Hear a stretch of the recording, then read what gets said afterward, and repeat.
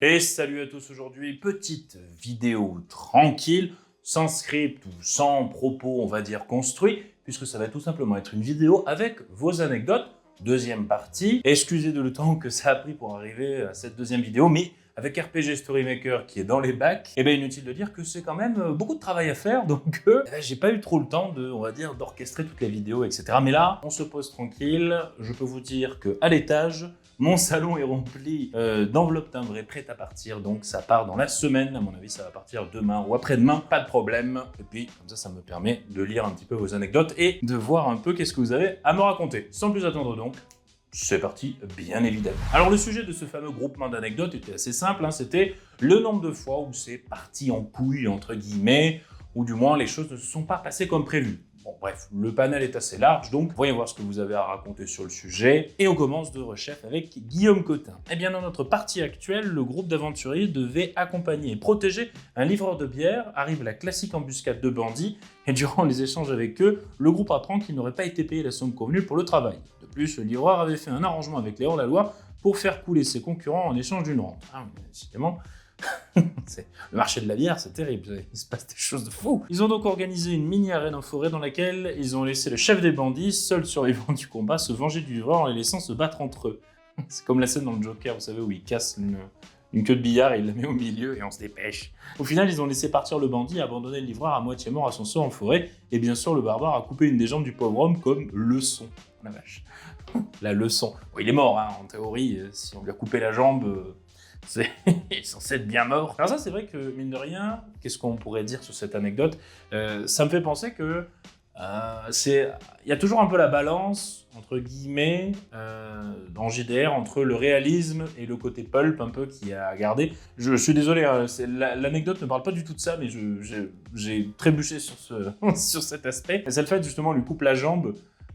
Me rappelle que quand on jouait, quand on était plus jeune, je lui coupe la jambe et il marche comme ça du coup et tout, mais en fait bon, on te coupe la jambe, tu es censé mourir dans 2-3 minutes, tu vois, c'est des trucs, c'est toujours un peu difficile de garder la balance entre un réalisme, mais en même temps on n'a pas envie de faire du JDR ultra réaliste, on n'est pas en train de faire de la simulation, et un côté assez pulp, et c'est vrai que ça fait un peu Nullbuck, enfin ça fait toujours un peu rigolo, mais c'est là où on se dit que Nullbuck a très bien, on va dire, parodié le jeu de rôle en reprenant bien les codes, et après, et ainsi de suite, la boucle a été faite avec le JDR qui a un peu repris les codes Nullbuck, etc. Enfin bref, c'était pas du tout ça l'anecdote, excusez-moi, je pars très loin. Prochaine anecdote, sans plus attendre. Alors une anecdote très très courte, hein, proposée par Carbone, sans aucun contexte ni raison. Ils ont tué une grand-mère avec un gourdin et ont vendu sa chair à son petit-fils. Bon là, c'est quand même...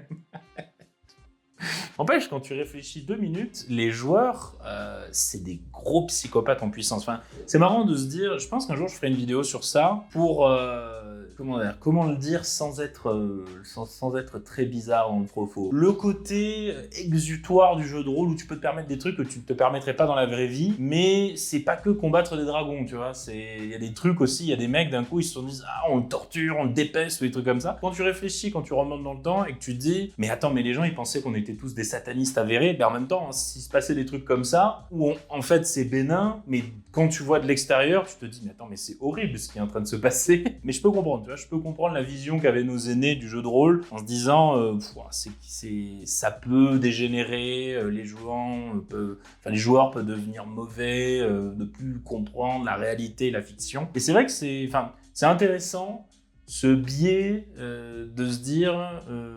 je pense que ça témoigne quelque chose qui est bénin. Rassurez-vous, vous êtes tous sains d'esprit, il n'y a pas de problème. Rassurez-vous. Mais c'est marrant, c'est assez récurrent, et je pense qu'il y aurait quelque chose à creuser là-dessus en termes de psychologie. Mais bon, voilà, c'est tout. On va pas épiloguer là-dessus. Prochaine anecdote sans plus attendre. Et ensuite, une anecdote de Météora, du coup. Alors, dans notre première campagne, Pathfinder, on s'est retrouvé pris dans une embuscade la nuit, décidément que des embuscades en ce moment, dans les rues de la ville corrompue qu'on cherchait à aider. Très bien. La magicienne, accessoirement seule noble du groupe, ça c'est marrant. À noter quand il y a des différentes ascendances sociales dans des groupes, c'est très intéressant à jouer. Je vous conseille d'ailleurs de tester un peu ces différences d'ascendance. Je m'écarte, je suis désolé, il n'arrivera pas à lire 2 lignes hein, sans tergiverser à chaque fois. Bon, alors on se concentre, Cyprien, on se concentre. Donc la magicienne, la seule noble du groupe, a décidé d'augmenter la force du vent pour aider les ennemis à voler. Ça va être très drôle quand même. Pensez pour Michel qui a ramené ses courses, qui voit des bandits voler dans le ciel. On était en bord de mer et ce soir-là, il y avait un petit vent. Résultat, elle a créé une véritable tornade au milieu de la ville et a arraché tout ce qui se trouvait au-dessus du rez-de-chaussée dans un rayon de plusieurs centaines de mètres. Elle a fait s'envoler tous les débris vers le centre de la tornade avant de les envoyer vers le haut et de tout laisser retomber. Alors certes, les ennemis en embuscade sur les toits étaient plus là, mais le quartier complet est parti avec eux. Ça a laissé un trou béant dans la ville, mais ça n'a pas posé plus de problèmes de conscience que ça à la magicienne, puisque, je cite, c'était un quartier pauvre. PS, à la fin de la campagne, elle a fini maire de la ville. Autant dire que l'affaire n'a jamais été officiellement élucidée. Alors c'est marrant parce que j'ai eu à peu près une anecdote similaire. Très brièvement, en fait, ça a été une magicienne qui a vraiment utilisé son sort de foudre le plus puissant dans une cave d'une maison en bois, enfin du moins avec des charpentes, on va dire dans un quartier pauvre, et c'était un entrepôt de la mafia en fait. Et du coup, le truc, c'est que elle a pas fait... En fait, elle a fait un échec critique et du coup, bon, ok, ça a brûlé littéralement tous les mecs en face d'elle, mais surtout, ça a fait un départ de feu. Et après, le feu s'est propagé un peu partout, etc. Et j'aime bien ce côté-là où quand même la magie, c'est quand même très puissant. Enfin moi, dans la manière dont je me jette, etc., je mets toujours l'accent sur le fait que la magie, ça peut toucher les copains, mais par contre, c'est très puissant. C'est-à-dire que tu peux oblitérer des choses, tu peux faire des choses qui ne sont pas possibles de base, quoi. C'est-à-dire, voilà, là, comme, on va dire, soulever tout un quartier dans une tornade, bon, c'est pas avec une épée ou un couteau que tu vas faire ça. Mais c'est vachement intéressant parce que, du coup, ça ramène un petit peu le côté, on va dire, un peu... Moi, j'aime bien, dans mes JDR, que la magie, ça fasse un peu peur, quand même. C'est le truc de te dire, bon, les mages, quand même, parce que quand tu réfléchis 2 minutes, un mage, bon... il peut faire des trucs qui peut lui permettre de survivre, là où toi, tu serais mort déjà 50 fois. Je veux dire, bon, le mage, il peut faire une barrière de feu en plein milieu du blizzard, toi, t'es mort de froid, le mage, il continue d'avancer. Tu vois, il y a que des trucs comme ça, où c'est bien, je trouve, de mettre l'emphase sur la magie. Il y a un univers qui met beaucoup l'accent sur ça, c'est l'univers de The Witcher, où vraiment les magiciennes et quelques magiciens sont vraiment, on va dire, il y a vraiment une emphase sur eux où ils font peur, ils font des choses qui ne sont pas du commun des mortels. En tout cas, très bonne anecdote, voilà, j'aime bien, puis du coup, ça a un petit peu, c'est un peu parti en sucette. Là, ce qui aurait dû être bien, c'est aussi mettre des civils en plus du quartier. Parce que ça, c'est un autre truc que j'aime bien faire dans mes JDR, c'est quand ils se battent dans la ville ou les trucs comme ça, ou autres, il y a des civils en fait, il y a des gens de la vie de tous les jours un peu qui rentrent du travail, qui travaillent ou qui font vaque à leurs occupations. Et du coup, s'ils passent au mauvais moment, au mauvais endroit, ça fait une balle perdue ou un truc comme ça. Et du coup, ça amène un petit peu le côté, peut-être, les joueurs veulent être un peu loyal bons, de faire attention à ça. Ou par exemple, tu mets un enfant en plein milieu de la bagarre et d'un coup, le paladin, peut-être, il va réagir différemment, il va essayer de sauver l'enfant ou des trucs comme ça. Enfin, c'est des trucs, je trouve que c'est vachement intéressant de jouer sur les civils quand il y a des moments comme ça, parce que déjà de 1, ça calme un peu que ça parte vraiment en couille, mais d'un autre côté, quand ça part en couille, ça alourdit les conséquences et ça les rend un peu plus vraies. Encore une fois, il est parti beaucoup trop loin pour l'anecdote, mais pas grave. Next anecdote, c'est parti. Alors du coup, la prochaine, c'est Fenir qui nous propose, pour rebondir sur la dernière excellente vidéo de conseil pour faire plaisir à 7 jours, arrêtez, you Fenir, voyons. Il m'est arrivé un peu le second scénario que tu exposes dans le premier conseil, la malchance au dé. Ah ça, je pense qu'à mon avis, ne t'en fais pas Fenir, beaucoup de gens ont vécu ces très mauvais moments. Je joue un chevalier minotaure orienté combat stratégique et défensif. Seul tank et corps à corps du groupe. C'est une campagne de Chronique oubliée fantasy. Seul tank et corps à corps du groupe. Je sens vraiment le... J'ai l'impression d'être sur League of Legends, tu sais, où t'es le seul dans la mêlée et tes mates te regardent de loin en mode « Oh, dis donc, qu'est-ce qu'il prend dans la gueule, c'est incroyable !» Autant dire que la partie qui m'intéresse le plus, donc, c'est les combats. Avec un beau -2 en intelligence, je ne participe que peu aux enquêtes et mes interactions RP sont assez basiques pour mon personnage, assez taciturne et solitaire. Mais je suis là, tout va bien, pour l'instant, tout va bien. Bref, en fin de session, nous sommes confrontés à des ennemis dont un énorme tentactulien.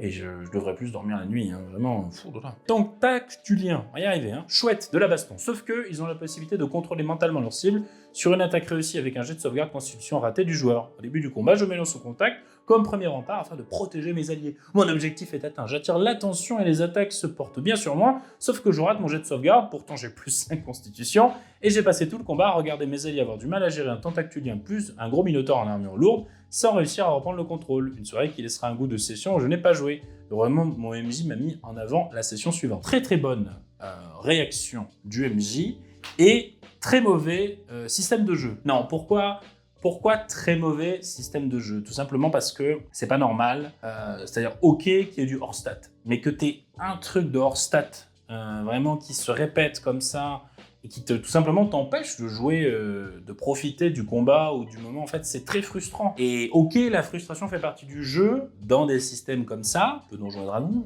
tu peux je sens un peu, je sais plus, Chronique oubliée, hein, excusez-moi les puristes, vous allez me dire, mais Chronique oubliée, c'est pas ça, ouais, mais bon, enfin bon, bref, vous voyez, ce genre de système très, on va dire, très volubile, très volatile, où bon, la statistique va et vient, un peu, on peut faire tout et son contraire sur un seul jet de dés. C'est un peu le problème parce qu'on peut arriver à des cas comme ça, en fait, tout simplement, où quelqu'un va se retrouver tout simplement exclu de l'action pour quelque chose qu'il n'a pas souhaité, ou quelque chose qui n'est pas une résultante de ses propres choix. Et ça, c'est un énorme problème en termes de plaisir de jeu et surtout de conception de système de jeu. Parce que c'est pas normal qu'il y ait une personne qui, du coup, se retrouve frustrée, tout simplement parce qu'elle a eu pas de chance au dé. En fait, si on réfléchit bien, le système de jeu, ça doit se centrer sur le plaisir de tous les joueurs. Et vraiment tous les joueurs. C'est pas plaisir de quelques joueurs ou un truc comme ça, à chaque fois par partie.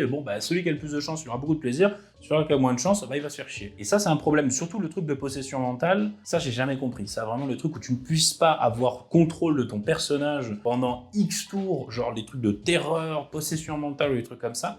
Mais c'est extrêmement frustrant. Du coup, t'es là, tu attends, tu regardes et tu sais pas ce qui se passe. Et si vous voulez un autre exemple, par exemple, de système de jeu pas jeu de rôle, mais qui est mal fait et qui est pourtant très célèbre, c'est les loups-garous de Tierce-Lieu. C'est-à-dire ça, c'est un jeu intéressant, c'est un jeu sympa, c'est un jeu d'ambiance, mais c'est un mauvais jeu par conception, parce que y a une première personne, le premier round, qui meurt de manière complètement aléatoire en fait. Il y a même plus que ça, il y a une personne, voire deux personnes qui meurent le premier round, et qui vont regarder les autres jouer tout le reste de la partie. Après, ça a été retravaillé parce qu'ils ont fait Loup-garou en une nuit qui a permis un petit peu de rééquilibrer ce petit déséquilibre, mais toujours pensez, vous en tant que MJ, à éviter encore une fois la frustration chez les joueurs. Qu'il y ait des frustrations passagères, c'est pas le problème, mais que vraiment il y ait un joueur qui soit mis à l'écart à travers une mécanique ou à travers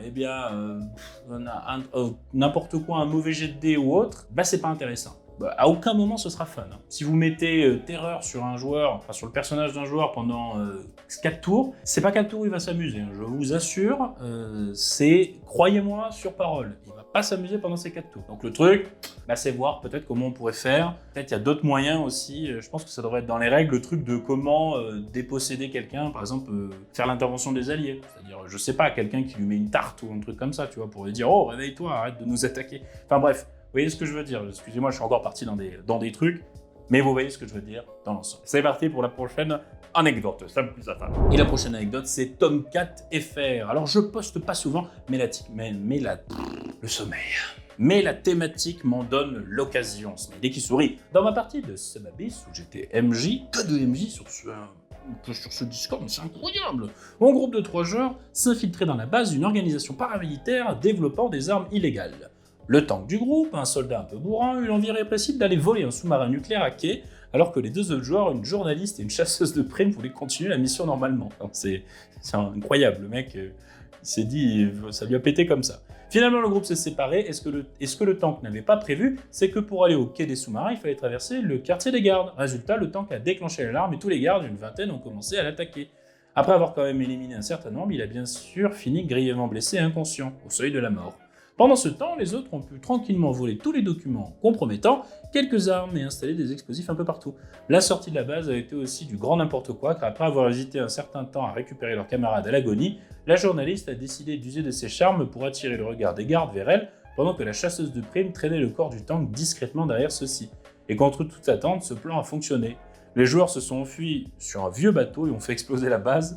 Quant au tank, il a dû passer quelques jours à l'hôpital et se contenter d'un poster de sous-marin nucléaire offert par ses coéquipiers en souvenir de cette mission mémorable dont on parle encore à chaque partie. Ça fait vraiment film, vous savez, film pulp des années 80, là, le truc où c'est rocambolesque, tu dis que c'est absolument pas logique et tout. Mais j'aime beaucoup l'idée, ça me rappelle un peu le jeu de société Reichsbuster. Je sais pas si vous connaissez, mais c'est un peu dans la même idée, hein. Bon, évidemment, le nom, vous l'auriez deviné, c'est un truc où on se bat contre les nazis. C'est un jeu pas trop mal, même si je pense que en termes de jeu de société, il mériterait quelques finitions parce que il est très lourd à sortir, mais bon voilà, c'était juste ce que ça me rappelait. Mais j'aime beaucoup le style, en tout cas c'est très pulp, et bon, de toute manière, si les joueurs en parlent encore et s'amusent et ça rigole encore sur ce sujet, est-ce que c'est pas l'essentiel du JDR? Créer des souvenirs, des bons souvenirs comme ça, moi je pense que La question elle est vite répondue.